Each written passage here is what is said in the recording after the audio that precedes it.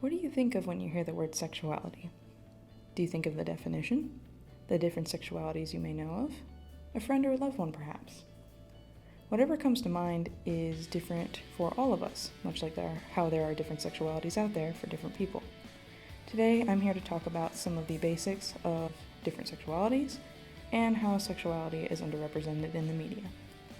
Sexuality is defined as a person's sexual orientation or preference. Generally, when you hear about sexuality or when you see it in a TV show or in the media, we either see a heterosexual or a homosexual person.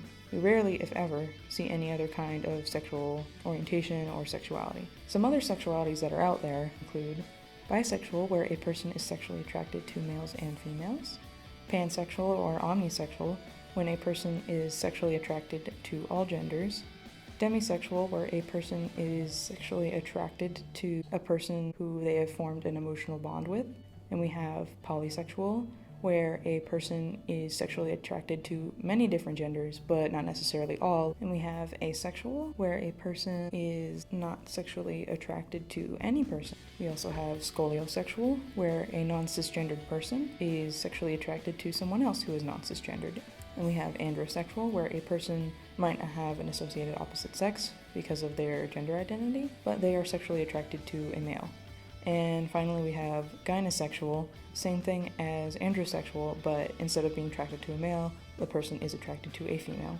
Although all these sexualities are pretty different, they all do have something in common. That something being that they're all underrepresented in the media.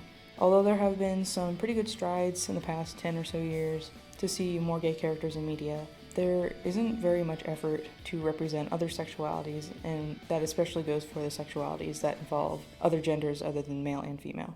And even then, in TV shows, the gay characters that they have are stereotyped. You'll usually see like the sassy gay man or the cool lesbian, which isn't a accurate representation or a fair representation to anybody who is homosexual. There are, however, some TV shows that are making some pretty great strides in better representing the LGBTQIA community and representing them more often in their media.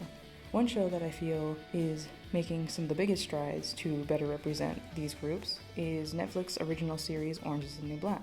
There is a wide variety of characters in the show who either identify as lesbian or we can assume that are lesbian, like Big Boo, or Pusey, or Alex. There are bisexual characters that, again, we can just assume, like Piper or Morello. And we have characters like Suzanne, where we just have no idea. So she could very well maybe be asexual, or maybe not.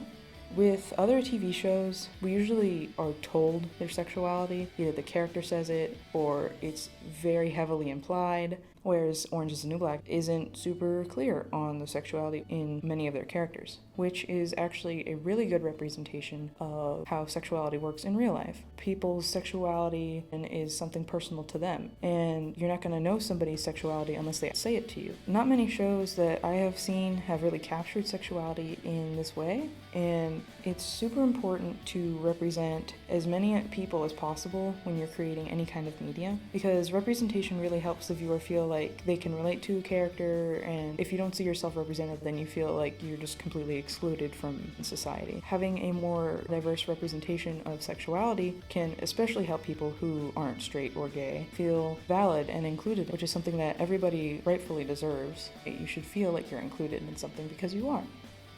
So that's the end of my video. Thank you for watching, and have a wonderful day.